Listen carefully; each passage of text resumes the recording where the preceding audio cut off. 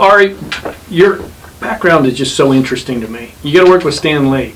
I think let's start there because that's the most interesting thing to me right now is how'd that happen? Stan Lee was a blessing, and Stan Lee is and was, may he rest in peace, he was a remarkable person. Right. As remarkable as everybody would think.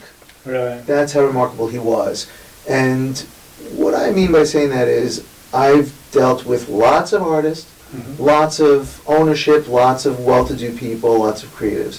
Stan Lee, even through the end of his life, I worked directly with him for 10 or 11 years. Really? And Stan worked from the moment he sat down, and worked for Stan as it related to me was signing artwork.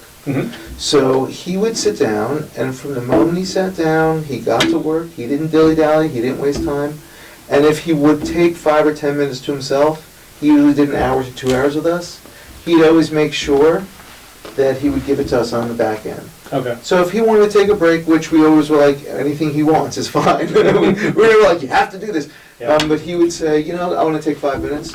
And then at the end, if he was supposed to be there till 2 o'clock, he would be sure to stay till 2:05 and make sure to continue to do all the work he could for us in the allotted time. That's amazing. The only caveat of that was if that spilled over into time when he assured his wife, Joan, that he'd be home, that was the unbreakable rule. Again, that's why he's remarkable. The unbreakable rule was, if I have to be home by 3:10, the boss says be home. Yeah, I gotcha. He would look, and actually, I would say he'd look at his watch, but he's a lefty. Okay. And we learned in the first signing, because he would sign canvas and paper for our company, fine art on paper, fine art on canvas. Okay. But his watch would sometimes, because he's a lefty, would scratch the surface. Oh, okay. So then, after the first signing, we had him take off his watch. So he'd sometimes look up, like, to check the time, and we would be like, "You have 10 minutes." Our office where he did the signing was right in between his office and his home. Oh, okay. So he lived up in the Bird Street, straight up Doheny over Sunset. Okay. And his office was on Little Santa Monica at the Bank of America building. Okay. And so he'd stop at our place on the way. We would not always know when he was coming, right? When he had the energy at the end of his workday and he had time. So we had to have a team on hand ready to do the signing, which means about 3 or 4 people. That were basically, I'd only get a few hours typically to know, Stan wants to come today. So all the art was already printed in advance, right? And on this long strip of tables I had in the office. And then I'd call the team. Sometimes it varied, because some people wouldn't always be available. People worked, whatever. It wasn't my exclusive team. Right. And the signing was important to have a team, because when you have a person like Stan, and you pay him by the time, not by the autograph. Right. So basically, the faster you can kind of move the art out from under his signature, the more you can get done, the more value you can create. Right, yeah. And he was like a force of nature. Always as kind as could be, always as appreciative as you can imagine. For a man as established, powerful and that, and created 4,000 characters, some of the most memorable characters. 4,000 characters, I mean, we all know like the top 100 or the top 50 plus, But some of the characters I hadn't even heard of before recently that they've actually made films. But he was incredibly creative. He would sit and do his work, and then while he would do his work, he would like recite poetry. Oh, really? Yeah. He would like recite like The Raven. And if you ask him what he'd like to do, he said, "I used to dream of being Errol Flynn, movie star." Yeah. So he wanted to be an actor, huh? Yeah, well, that's what he said. And then he said by default he was so creative, and his uncle owned, what was Marvel at the time. Right. And he went to work there when he was like 18 years old. Okay. And then it was, right into World War II time. So a lot of the staff left. Sure. And he just sort of was in the right place at the right time, but certainly the right talent and the right discipline. Yeah. Like right until he passed away, he was super talented, and his mind was all there. He was like 95 when he passed away. Was he really? Yeah. Yeah. And still working. And still working, and I gave the only toast at his 95th birthday party. Oh, really? Yeah. What a great story. Was he a big influence on your art, or you already kind of knew the path you were going to go with your art? So first of all, I'm not an artist. I'm an art dealer, so I really have no talent at all. Okay, good. That's kind of like being a commercial real estate agent. Fair enough. I'm really totally untalented when it comes to artistic. I can kind of create things, I have a vision for things, Right. but I'm not a talented artist in any way. But It created your path, though. my path was, so I always loved animation. Okay. I thought animation was fascinating. Yeah. So that means like art that is a byproduct from the creation of animated cartoons and films. Okay. So there's original drawings and original cells or celluloids that were made in the creation of cartoons going all the way back to like 1928, Okay. which was the first Mickey Mouse film, was Steamboat Willie. Yeah. And I thought it was fascinating that you could buy original drawings from Steamboat Willie, original cells from Fantasia, Right. original cells from, Bugs Bunny. All these things started in Disney was really late 20s, and then Warner Brothers and the other studios got into it in the 30s. So I started off by buying and selling animation with $6,000 that I borrowed. man. That's where That you borrowed. I borrowed, yeah. Oh, man. And so it started off there, and I was just finishing graduate school. I had interviewed at investment banks like Morgan Stanley, and I just liked art, and I liked that specific area of art. Mm-hmm. I just thought it was amazing that there could be a cartoon from 1937, Snow White, first feature film, Right. and you could go out there and buy an original cell that is on the screen for 1/24th of a second. You could totally see it. You could own that. And I thought, billions of people watch that, Yeah. and you could actually own Part it. of history. Part of history, big part of history, very Very influential part of history. All of it. Yeah. Yeah, I was just, and I'm digressing a bit with fun stories, That's but I right. was just, I just got back from Hawaii yesterday. I went to Pearl Harbor for the 4th time in Yeah. my life, Mhm. and each time I go, it gets better and better. And this time, although it didn't just open, I didn't have enough time to go to this portion of it, which was the airplane hangars that they've made into these amazing museums. Right. And they have like F-14 Tomcats, like Tom Cruise Mhm. style, Yeah. and they have, the Japanese Zeros. Okay. Like, they have both, and they cover the Japanese airplanes just as well as the American airplanes. Very even and balanced. Okay. Tell the whole story. Because the Japanese didn't think they were doing anything horrible, and Right. the Americans, of course, felt they were defending themselves, whatever. So, I'm bringing up the story for a specific reason. There's a B-17 bomber, Flying Fortress, that was like Oh, yeah. a really Huge. important weapon for Yeah. the United States to prevail. And they called it like the Ghost B-17. Apparently it had crash landed somewhere in New Guinea. Oh, really? And for many, many years, people, like, pilots would fly over it, and it was there. It was like, sort of in like a shallow jungle, Mhm. that wherever it crash landed, nobody knows the exact story of how or why, but it's there. And some well-to-do Americans were like, let's bring it home. So it took apparently quite a lot of money and many years to get clearance from the New Guinea government. And there it is in the hangar. But what was really fascinating was I read the story about the insignia, and the insignia had Donald Duck. Oh, really? Yeah, so getting back to why I'm telling you this whole long story is, and how it's important to history, is the Walt Disney Company, according to what I read there, and I didn't know this before, for free, as solidarity to the war effort, designed 1,200 insignias, using their characters, Mickey, Donald, Goofy, Pluto, to inspire the troops and have them like a little bit of home. And they did 1,200 original insignias, all different, for all different aircraft.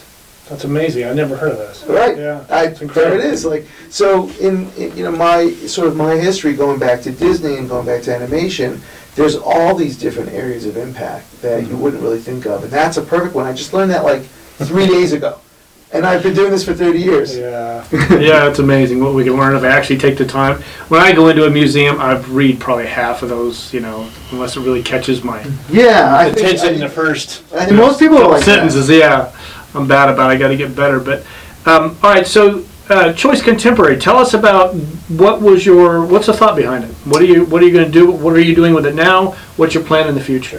I just want to, before I go into Choice Contemporary, Yeah. one last thing about Stan. What happened was I met Stan through his manager at a convention, and then I had him sign some Marvel items that we had bought, and then proceeded to get a license to publish Marvel fine art directly from Disney Consumer Products. So when I say he signed stacks of stuff, Okay. it was because we had a direct license with Marvel, which is owned by Disney, to be able to publish those pieces. And then we had a separate agreement with Stan where he sat and he signed them. So Totally related. is that still active? No, I acquired a new company about a year and a half ago. All right. And we stopped working with Marvel because we had a long run with them.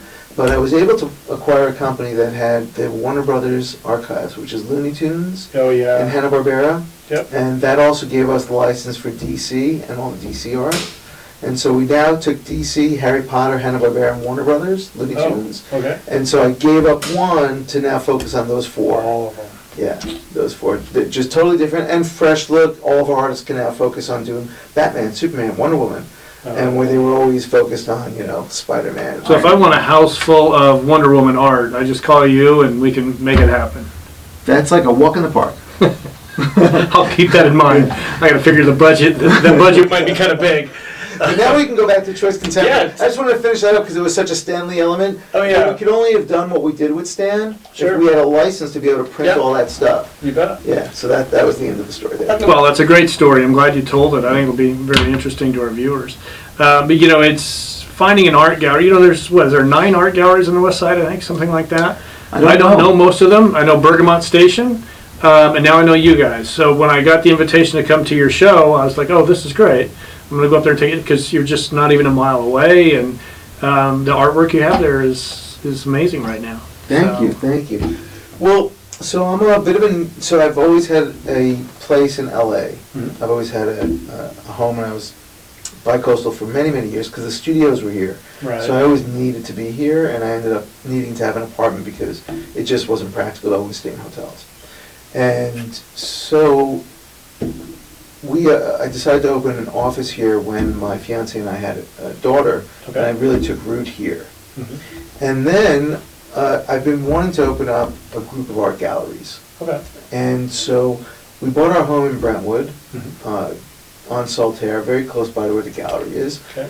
And I had that vision that I described to you earlier before we were on camera, which was a very casual, very, very sort of coffee house style, comfortable place to be, very inviting, right? And not intimidating at all. And we called it, I thought Choice Contemporary, so our brand from day one is Choice Collectibles. And I like the idea of the word choice, because choice has several meanings. Something that is very choice Mhm. is typically something fine, like a choice car, a choice watch, a choice cut of beef. Yeah, Right? that's It's where I was. I'm from Right, Nebraska, okay, so there choice was- beef really hit me right away. I'm like, hey, we're on the same language. Okay, so there it is, so choice beef. And so it's been Choice Collectibles, Choice Fine Art, and I wanted to continue with that choice branding, Okay. and we went to Choice Contemporary. Okay. And another funny story in my history was, I was sitting with some friends when I was like 21, Mhm. and we were watching Ferris Bueller's Day Off. Mhm. And there's a scene when Ferris, after having driven his best friend Cameron's father's Ferrari. Over the edge? No, No, not yet, not okay. yet. It's like they parked somewhere and they're having this big day in Chicago, Mhm. and he's like in the men's room and he washes his hands and he looks at the camera because he breaks that plane. Mhm. He talks to the camera a lot, the audience, and he looks at the camera and he goes, "That car is so choice. I highly recommend it if you have the means." Mm. And I remember that exact scene, and I looked at my friends and I'm like, I'm going to use that word. I love that word. Yeah. And we became Choice Collectibles, and then we morphed into Choice Fine Art. And then we went, now we're morphing into, not morphing because each part of the company still exists, we're expanding, is a better way to put it. Yeah. And Choice Contemporary is a non-pop culture driven gallery. Okay. So it's not all the Marvel and DC and Disney that we historically have dealt in. It's really contemporary fine art. Okay. So anything in there, like you can go in there, we have it's not on display right now, but I have a display of Mao Zedong prints by Andy Warhol that were printed in 1972. So that's like $1.6 million for that 10-piece portfolio. Okay. And then you can go in there and you could buy something for $600 that's hand-signed by Kel Gravis, who's Risk. Mhm. And the whole gallery is devoted That's to what I Risk. saw. Yeah. Yeah, and so Risk, Brilliant. he's brilliant. He is really one of the original sort of guys that started this amazing graffiti Mhm. that merged into fine art. Yep. Like Banksy's probably the most famous. Sure. And Mr. Brainwash You don't is have to very know who famous. he is, do you? I don't know. It is. We heard it here first. No, I actually think it's Googleable, his real name at this Oh, point. really? I know he's been shadowed Yeah. forever.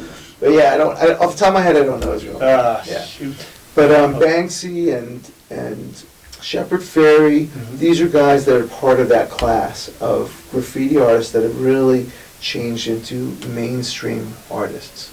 And Kelly and I met and connected in Miami at Art Basel 21 last year. And actually that story really comes full circle to the gallery. I met him and he had a piece with a Felix on it. Felix the cat. Gotcha, yeah. So you're sort of now you're like in my wheelhouse a little bit, because it's not just really amazing graffiti art. And then I love the texture of what he did, because he takes strips of paper and he creates his own canvas, which is strips of paper that are interwoven. And he also takes everything recycled that he can. So he'll take his spray cans that were used up, he'll cut them and flatten them out, and use those in what he calls like metal tissue. And those are on the backs of some of the neons that we have. Yep. So he does all these really creative things and recycles and very creative. And then when I saw the Felix, I said, tell me, why the Felix? There's so many cartoon characters. He said, Felix Chevrolet. I'm a Southern California guy. And I said, that's it? He goes, yeah, because I use car paint on my art, and I use all these different elements of signs, of license plates, car paint for the high glossiness, license plates to represent my life's journey and travel, right? License plates that are always... I saw them, Yeah, so there's very specific reasons behind everything he does.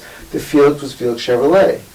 But that opened up the conversation, and I said, well, I have the license for, by way of example, lots of cool characters like Harlequin, Batman, Hong Kong Phooey. He goes, you're Hong Kong Phooey. I forgot about. Yeah, and Scooby-Doo. Takes you back, yeah.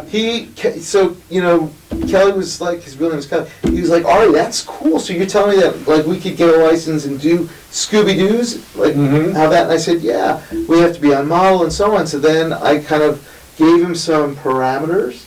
And so now we're working on sort of co-branding some of those characters, but using it on his way, spray painting and using it, canvases and stuff. Now, do you have to get that? Do you have to take a photo of it and send it to somebody to approve it, or something? Yeah, you do. Yeah. So it has to be on model. So I gave him like sort of the parameters of what the model looks like. Yeah. It's something called a style guide. Right. Yeah. So when artists want to use things, so we buy a piece of animation, or we bought the archive of the animation for Batman Beyond. Batman the Animated Series. Okay. That's animation, we can just sell it because it is what it is. Right, yeah. But when an artist uses those characters to interpret them, they have to be on scale and on model. Okay. Because they represent the characters, and the studios wouldn't want them misrepresented.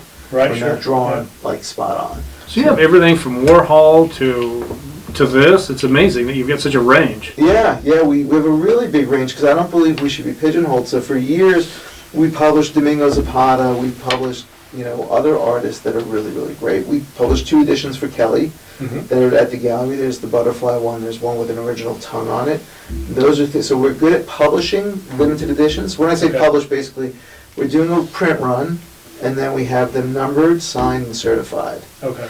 So with the permission of the artist, or if we're using something proprietary, like an image of Scooby-Doo, we get it cleared by the studio. Right. So we do both. But there's no reason, art is art. So I'm not snooty about it. So at the same time as we like to sell Warhol, we like to sell, it's a business, yeah. Yeah, we know exactly what we're doing. We know how to ship, we know how to frame it, we know how to, we know the whole routine. Right. So, I sold 2 Warhols last month. Oh, did you really? Yeah. I'm jealous. How often do you guys do these events?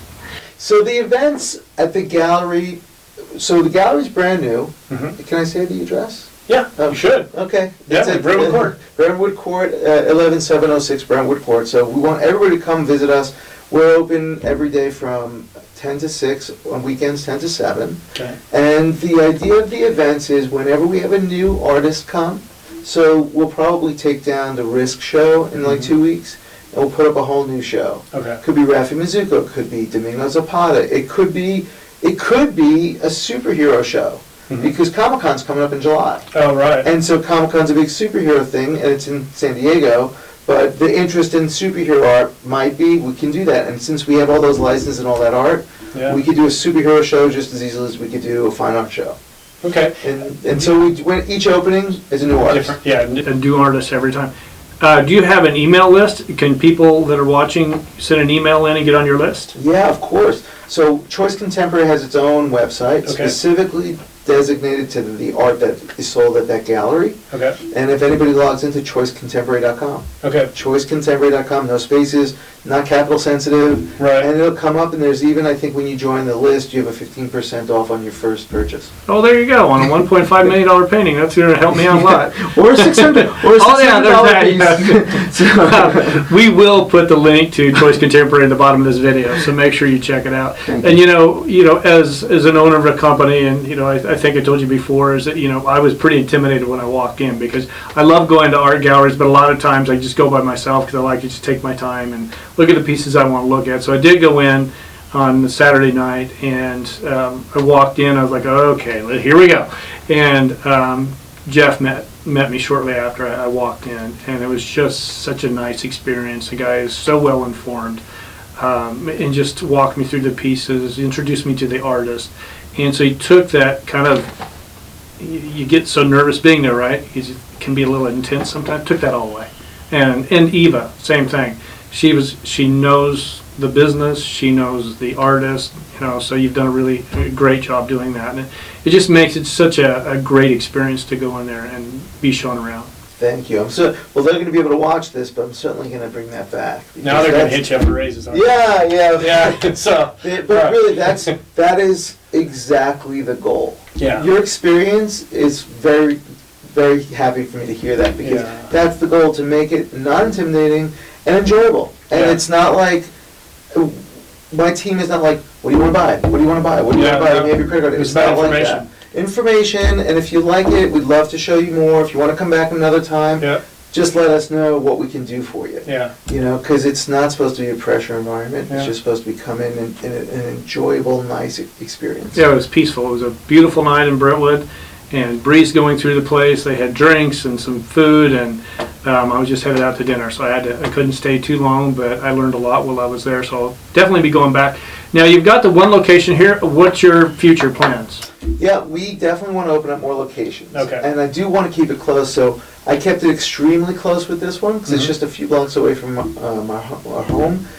But we already have some applicants that are really highly qualified people. Mhm. And believe it or not, we want to open more galleries, but I can only open galleries if I'm comfortable that I have the proper staff. yeah, Because you can't just open up a space and then have somebody that's not well versed in what they're selling, or passionate about what they're selling. They don't care. So we're not looking directly at Beverly Hills, but more like a consideration right now is a place like Century City, okay, but there's no art galleries right. in Century City, and Century City's got such great traffic. God, there isn't, is there? No galleries I in there. hadn't thought about that. No, and we're unbelievably the only gallery in Brentwood, Yeah, which is crazy. yeah, But Century City was a consideration. I'd be careful about going right into that area of Beverly Hills that's super expensive. yeah, The Cannon, the Rodeo, that. But Pacific Palisades, I think, is a nice place. okay. Malibu is a nice place for Yeah. us.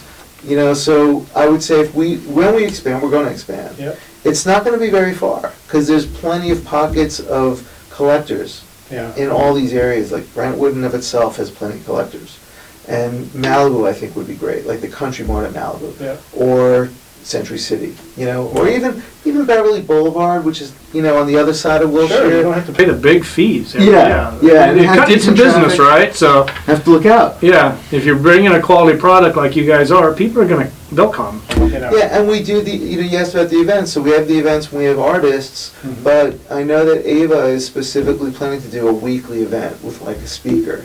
And she wanted, for example, I might come and she might ask me to just do a conversation on, I don't know, Impressionist, because I collect Okay. Impressionists. We Okay. can have a conversation on Impressionist. We can have a conversation about collecting in general, why it's interesting. And weekly we'll have somebody, not me every week, but Right. just somebody to come over, an artist, an expert, somebody who's interested in art. We're not sure, but definitely a weekly event there. Usually I think we're going to do like Thursdays, like a Oh, Thirsty right. Thursday kind of a thing. All right. Have a drink. Thursday. Yeah, Thursday There you go, we'll see you Thursdays. there. Thirsty Thursdays at Choice Contemporary. There you go. Yeah, so we definitely want to do that. And if we have other events, even if we're on Beverly Boulevard, the events are what gets a lot of people in.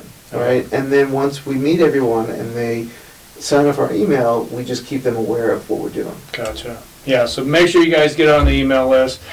Ari, did we miss anything? I don't think so. I just, It was a very interesting story. yeah, there's a lot there, you know. I know. Well, I see Sammy's looking at her timer going, hey guys, I'm running out of battery here. Okay. So, but, well, Ari, thank you very much for coming in. You guys have a great gallery that you're up there. And like I said, it's just not intimidating going in there. It's just, it's enjoyable. It's enjoyable. It's fun. The art is great. It's a great evening. And, you know, I'm going to get back over there as soon as I can. Thank you. I really appreciate the opportunity that you gave me to be here. Yeah. Really nice of you. Really. Hopefully we'll get you back. Uh, As you keep opening those locations, let's have you keep coming back. I hope so. And if you're in Brentwood, make sure you go by. And like I said, Sammy's going to put the email down below. Make sure you go on the email for Choice Contemporary and get on their email list so you know when events are going on. Yeah, and come by anytime. Glass of wine, glass of water, or just a fun story and some good music. There you go. All right, and if you're watching this video, make sure you give us a like.